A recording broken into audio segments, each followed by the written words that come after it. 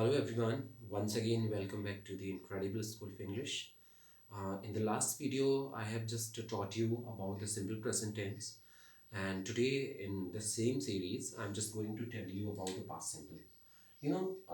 Firstly, you make sure that in which way you would like to understand. This is a practical way through which you can understand very clearly. ये एक तरीका है जो बहुत solid और बहुत अच्छा तरीका है जिसके थ्रू आप बहुत अच्छे से समझ सकते हैं। कल मैंने पिछले वीडियो में मैंने सिंपल प्रेजेंट का एक्सप्लेनेशन दिया जो कि हमारी डेली रूटीन में आता है।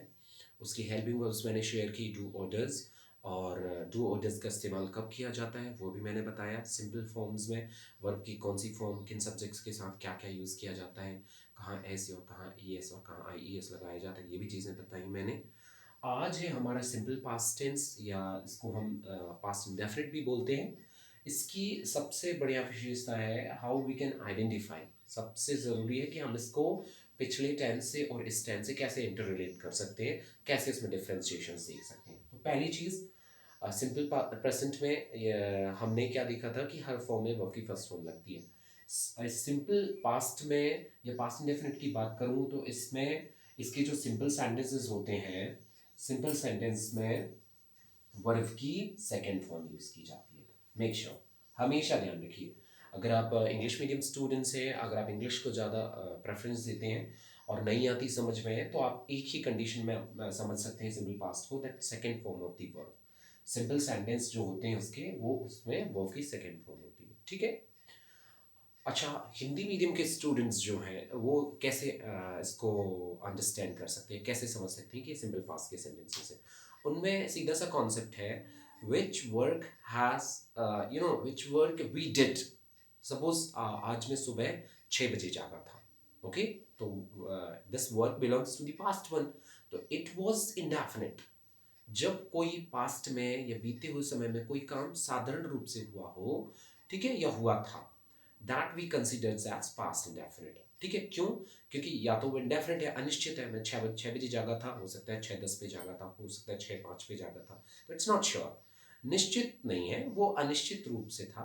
और एक साधारण भी बोल सकते हैं हम। तो ये आपको ध्यान रखना पड़ेगा कि जो भी काम अभी से पहले, ठीक है, जो बीते हुए समय में हुआ या हुआ था, ठीक है, बहुत पहले की बात नहीं कर रहा हूँ मैं, सिर्फ रिसेंट, यानी कल हो सकता है वो, या कोई भी समय जो बीता हुआ हो बहुत पहले छोड़ के। ठीक है, तो इन टाइम को या इस तरह के सेंटेंसेस को, इस तरह के एक्शंस को हम सिंपल पास्ट में कंसीडर कर सकते हैं, सिंपल पास्ट। ठीक है, उसकी सबसे बड़ी पहचान है, you can translate those kinds of sentences और simple sentences as verbs second form. ठीक है, the verb what we did, simple, इसकी आइडेंटिफिकेशन है जो हमने काम किया था, यानी वो सिंपल पास्ट से कंसीडर होता है। वर्ब की फॉर्म, सबसे इंपॉर्टेंट चीज है कि इसमें वर्ब की फॉर्म कौन सी लगती है, जो मैंने आपको शुरू में ही बता दी। सिंपल पास्ट के सिंपल सेंटेंसेस जो होते हैं उनमें हमेशा वर्ब की सेकंड फॉर्म लगती है। ओके, और कोई हेल्पिंग वर्ब नहीं लगती। ठीक, नेक्स्ट है व्हेन सेंटेंसेस आर सिंपल। ठीक है, ये क्लियर हो गई ये बात। अब आती है वर्ब्स का फॉर्म या रूट फॉर्म जो होता है वो, व्हेन सेंटेंसेस आर नेगेटिव और इंटेरोगेटिव। जब सेंटेंस नेगेटिव हो और इंटेरोगेटिव हो, तो ऐसी कंडीशन में वर्ब जो है, वर्ब का फर्स्ट फॉर्म लगेगा। ठीक है, और वर्ब का फर्स्ट फॉर्म के साथ जो है हेल्पिंग वर्ब हमारी है जो डिड, वो यूज होगी। तो आपको एक चीज श्योर करना है कि सिंपल पास्ट में हेल्पिंग वर्ब कब यूज होती है, जब सेंटेंसेस नेगेटिव हो और इंटेरोगेटिव हो। एक चीज। दूसरी चीज, जब सिंपल पास्ट में हम नेगेटिव सेंटेंस और इंटेरोगेटिव सेंटेंसेस बनाएंगे, उस दौरान हमें डिड यूज करना है, that is the helping verb of simple past. और उस टाइम पे हमें वर्ब की फर्स्ट फॉर्म यूज करना है, सिंपल। ठीक है, तो ये आइडेंटिफिकेशंस रही। कोई भी आप एग्जांपल्स बना सकते हो, जैसे मैंने अभी बोला कि woke up I woke up at 6 in the morning today। ठीक है, इन दी मॉर्निंग। मैं टुडे भी नहीं लिखता, लिख भी सकता हूँ, ऐसा नहीं। ठीक है, तो ये जो है व्हाट इज शोइंग, आपको आइडेंटिफिकेशन मालूम है कि woke up it's a second form of the verb. तो आप, ठीक है, समझ सकते हो कि ये उठा था या उठा, वो वाली बात हो रही है। अब नेक्स्ट आता है या जागा। अब नेक्स्ट आता है, अगर मैं इसी को इंटेरोगेटिव बनाऊं कि क्या मैं सुबह 6 बजे जागा था, तो हमें पता है कि इंटेरोगेटिव सेंटेंसेस में हेल्पिंग वर्ब लगती है डिड। ठीक है, डिड, सब्जेक्ट आई, और woke up का फर्स्ट फॉर्म रूट फॉर्म क्या है? wake up. ठीक है, at 6 in the morning. in the morning. That's it. Question mark.